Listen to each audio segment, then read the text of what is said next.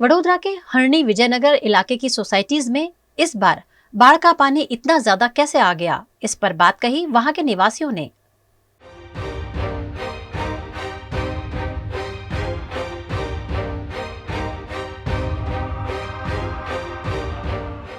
विश्वामित्री के किनारे पर जब भी कोई भी निर्माण हुआ है, हमेशा वडोदरा शहर के लिए काफ़ी नुकसानदेह हुआ है। और हम अभी जहाँ खड़े हैं ये है विजयनगर, और सामने संजय नगर बस्ती जो तोड़ी हुई थी, और वहाँ पर अब बालाजी डेवलपर संजय नगर बस्ती के लोगों को वहीं पे उनको मकान मुहैया करवाने वाले हैं। अभी वहाँ पर इतना ज़्यादा पानी भर गया है कि तालाब जैसा दिख रहा है। ये कोतर में से विश्वामित्री बह रही है। वडोदरा शहर के विश्वामित्री के किनारों पर जो कंस्ट्रक्शन हुआ है वो हमेशा शहर के लिए बहुत बड़ा नुकसान खड़ा होता हुआ हम देखते हैं। પણ આટલા વર્ષોથી અહીંયા વિજયનગરમાં પાણી નથી આવ્યું, જે આ વર્ષે અહીંયા પાણી જોવા મળ્યું છે। અને વિજયનગરમાં કોઈ દિવસ આટલા ઘોડાપૂર આવે તો પાણી કોઈ દિવસ ઘરમાં ઘૂસ્યા નથી, તો વિજયનગરની અંદર લોકોના ઘરમાં 2-2 ફૂટ પાણી ઘૂસી ગયા છે। આ વિશ્વામિત્રીની કોતર છે, વિશ્વામિત્રી અહીંયાથી આગળ જાય છે, તો એનું જે ડાયવર્ઝન કર્યું અને એને જે નેરો કરી દીધી છે, સાંકડી કરી દીધી છે, એ એક કારણ હોઈ શકે કે ત્યાંથી ઊંચું કરી દીધું છે જે કન્સ્ટ્રક્શન ચાલે છે। સાંકડી કરીને ઘણી સાંકડી કરી દીધી છે। પહેલા જે પાણી છોડતા હતા ને તો પાણી આટલું બધું ભરાતું નહોતું। પહેલા ભરાતું હતું પણ હવે વધારે ભરાય છે। અને હવે જે આ કન્સ્ટ્રક્શન ચાલી રહ્યું છે, આ કન્સ્ટ્રક્શન કર્યા થયા બાદ અહીંયા દરેક ઘરની અંદર 5-5 ફૂટ ઘરમાં પાણી જોવા મળશે। આ કન્સ્ટ્રક્શન પતશે એટલે આ એનું પૂરની અસર અહીંયા જોવા મળશે।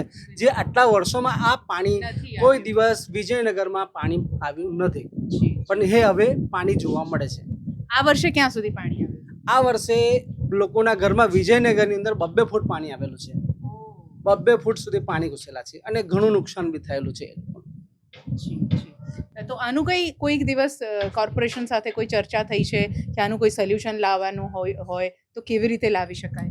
આમાં સોલ્યુશનની તો વાત ચાલે જ છે। લોકો એવું કહે છે આની કાસ બનાવીશું। છેલ્લા 10 વર્ષથી કહી રહ્યા છે, પણ એનું કોઈ નિવારણ જ નથી લાવતા। લોકો વોટ લેવા આવે છે, પરંતુ વોટ લઈને જાય છે અને પરંતુ એનું કાર્ય કરવા કોઈ રાજી જ નથી। આવીને જોઈને જતા રહે છે। મેં તો એવું બી સાંભળ્યું છે કરોડો રૂપિયામાં અહીંયા જમીનો લીધેલી છે, નેતાઓએ જમીનો લીધેલી છે અને એ જમીનો લઈને અત્યારે આ કન્સ્ટ્રક્શન થવાનું છે। બધા તમે અહીંયા કેટલા વર્ષોથી રહો છો ને તમે શું જોયું? પાણી વધ્યા છે દર વર્ષે આવી પરિસ્થિતિ થાય ત્યારે? એકચ્યુઅલી વિજયનગરમાં અમે લગભગ અત્યાર સુધી અમે બી લગભગ 38-40 વર્ષ ઉપર થયું હશે। પહેલાં અમે મંદિરની સામે રહેતા હતા, ત્યાં લગભગ 15-16 વર્ષ રહ્યા। અહીંયા અમે 18-20 વર્ષથી રહીએ છીએ। હવે જ્યારે આ મંદિર અમે જે બાંધ્યું ને, આ પૂરના હિસાબે બાંધ્યું છે। કારણ કે એના પહેલાં અમે જ્યાં રહેતા હતા તે વખતે અહીંયા બધા ઝૂંપડા હતા।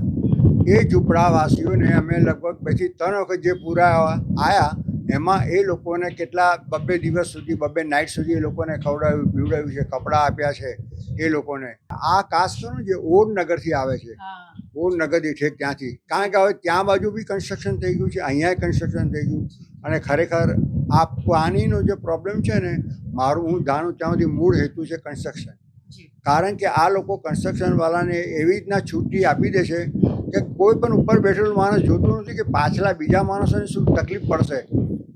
ભવિષ્યનો વિચાર નથી કર્યો આ લોકોએ કે આ કાચ પૂરીને આ લોકો જો મકાનો બાંધશે તો આ પાણી જશે ક્યાં? અને આ તો વર્ષોથી આ પાણી કે બંધ થવાનું નથી। સયાજીરાવના ગાયકવાડથી આપણે આજવા સરોવર છે સમજી લો, અને એ આજવાનું પાણી કાંઈ વર્ષોથી વિશ્વામિત્રી છોડે છે। પછી પ્રતાપ સરોવરનું પાણી છે, એ આ વિશ્વામિત્ર, આ બધું પાણી અહીંયા ભેગું થયા કરે છે એકચ્યુઅલી। અને કોઈ દિવસ આટલું બધું જે પાણી આવ્યું ને તો અમને તો વિચારમાં, કારણ કે અમારે ત્યાં અહીં કમ્પાઉન્ડ સુધી આવી ગયું, અત્યારે જે વર્ષોથી નથી આવ્યું આ ઘરે। કારણ કે આ ઝૂંપડા હટ્યા એટલે અમને ખબર પડી કે આ પાણી કેવી રીતના આવ્યું। કારણ કે જે કાંસ અમે અહીં જોયો તો લગભગ એક નદી જેવો, જેમ કહેવાય કે નદીનું વહેણ કેટલું મોટું હોય છે, વિશ્વામિત્રી નદી જ દેખાતી હતી। અને એની જગ્યાએ આજે તો હાવ સાંકડું થઈ ગયું। એટલે વિચાર થાય કે જમીનનું પુરાણ કેટલું બધું કરી નાખ્યું।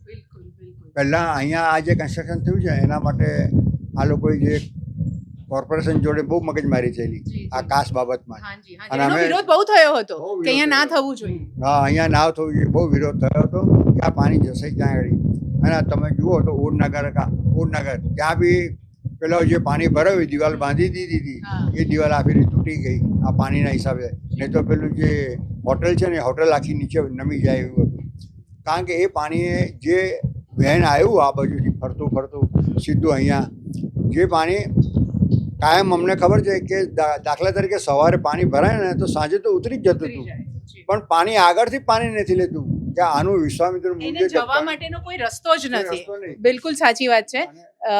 वडोदरा शहर की ये जो बाढ़ की स्थिति खड़ी हुई, वडोदरा शहर के लोगों को इतना बड़ा नुकसान उठाना पड़ा इस बार और करोड़ों रुपए का नुकसान वडोदरा वासियों ने, घरों में पानी जो भरा या दुकानों में पानी भरा, बेसमेंट में पानी भरा, उसे अगर काउंट करने जाए तो करोड़ों रुपए का नुकसान वडोदरा वासियों को उठाना पड़ा. उसका सिर्फ और सिर्फ एक ही कारण है कि हमारे विश्वामित्री नदी के तट पर, किनारे पर जहाँ जहाँ भी कंस्ट्रक्शन हुआ है वो सारा अवैध कंस्ट्रक्शन हुआ, अवैध निर्माण हुआ और वही अवैध निर्माण की वजह से ये सारी दिक्कतें खड़ी हुई. अभी जो हम आपको दिखा रहे थे कि बालाजी डेवलपर ने यहाँ जो कंस्ट्रक्शन शुरू किया है, जो बस्ती थी, संजय नगर था, यहाँ बस्ती थी, वो कहीं पानी रुकता था वहाँ से और अब वहाँ पानी रुक नहीं रहा है. विश्वामित्री को इन लोगों ने रोक दिया है और पूरा यहाँ ये कोतर का इलाका है उसे बंद कर दिया. पानी जाएगा कहाँ से? रास्ता नहीं मिल रहा है पानी को, तो रास्ता पानी कहीं से भी निकाल लेगा और वो शहर में आ जाएगा. शहर के लोग परेशान होंगे.